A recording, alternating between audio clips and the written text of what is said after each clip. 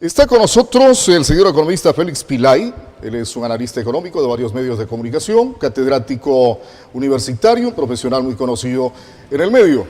El tema relacionado con las medidas económicas adoptadas por el actual gobierno, anunciadas por el actual gobierno, todavía no están en práctica esas medidas, dependerá de que empiecen a caminar en la Asamblea algunos proyectos, empiecen también a dictarse algunos decretos a nivel de la Presidencia de la República y de los ministerios que tienen que ver con la aplicación de estas medidas. ¿Qué pasa con el tema aranceles? Que es una preocupación especialmente del sector productivo, de los exportadores, del comercio a nivel nacional. De eso vamos a hablar este momento. Buenos días. ¿Cómo le va, economista? ¿Qué tal? Buenos días. Siempre es un honor estar aquí. Gracias por la invitación. Estamos listos para contestar todas las preguntas que sean del caso. El tema está planteado. ¿Qué incidencia tienen estas medidas anunciadas por el presidente de la República en el aspecto de los aranceles? Bueno, aquí hay una cuestión que es sumamente interesante y hay que irla planteando. Por ejemplo, el gobierno dijo que se iban a tomar en cuenta los aranceles y con relación al techo que pone la Organización Mundial del Comercio.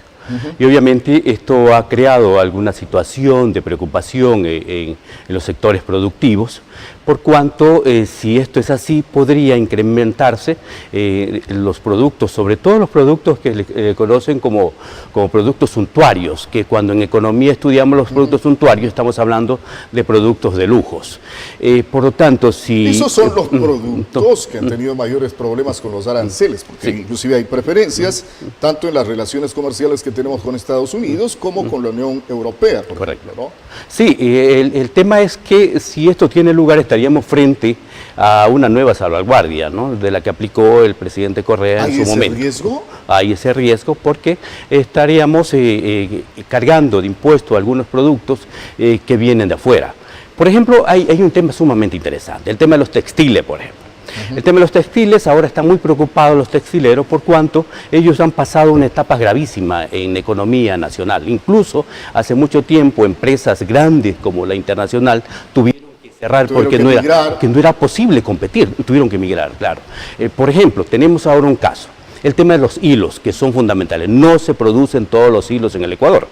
Al no producir todos los hilos tenemos que importar. El hilo, por ejemplo, tiene un arancel que va hasta el 5%. De cumplirse con el techo que señala la Organización Mundial del Comercio, que es del 25%, entonces podría subirse hasta el 21%. ¿Qué significa esto? Si tenemos ahora un arancel del 5% y llegarse a trepar al 25%, es decir, que el arancel va a jugar entre el 5 y el 25%. Si llegase al 25% sería gravísimo para la economía del país, solamente en el tema de los textiles, por ejemplo. Y el tema de la ropa también, ¿no? Recordemos que la ropa, los textileros han tenido muchos problemas con la ropa que viene de la China. Muchas veces los productos chinos que llegan aquí llegan con lo que se conoce en economía como dumping. ¿Esto qué significa? Que los precios de los productos que vienen de otros países al Ecuador, sobre todo de la China al Ecuador, están por debajo del costo de producción de la empresa productora en el Ecuador. Por lo tanto, si llegase a suceder eso, en este momento, por ejemplo, la ropa tiene del 10 al 12% más o menos de arancel. El techo que fija la Organización Mundial del Comercio es del 30%. Por lo tanto, la elevación podría ser grave, hasta el 30%. En ese tipo de productos, claro. En ese tipo de productos el techo es el 30%. 30%. A nivel internacional. Sí, hay diferencia en algunos productos, no es igual para todos. ¿Cómo estamos con la balanza comercial? Porque siempre ha sido la preocupación por parte de los productores nacionales, de los industriales, esto de la balanza comercial. O sea, nosotros estamos en condiciones de competir con los otros países de la región en iguales condiciones, o ellos están sacando más ventaja. ¿Qué pasa? Bueno, el tema de la balanza comercial, tenemos que pensar que la balanza comercial mide las importaciones y las exportaciones. Si nosotros tenemos una importación superior a nuestras exportaciones, por lo tanto tendríamos un déficit. Y contrariamente, si nosotros tenemos una exportación más alta, tendríamos que las importaciones tendríamos una balanza positiva. Desde hace mucho tiempo el país siempre ha tenido un déficit en la balanza comercial, es decir, que nosotros importamos más de lo que exportamos. Por lo tanto, la tarea fundamental ahora no es subir los impuestos a los aranceles, lo que hay que hacer es incentivar el sector productivo. Una vez que se incentiva el sector productivo, tendremos mayor cantidad de producción. Esta mayor cantidad de producción podría satisfacer las necesidades internas y luego el excedente podríamos exportarlo y mejoramos la balanza comercial. Dentro de las medidas anunciadas está eso de fortalecer el sector productivo, pero no se ha dicho en qué medida, porque todavía eso no se aplica y no se aplicará sino hasta después de algunos meses.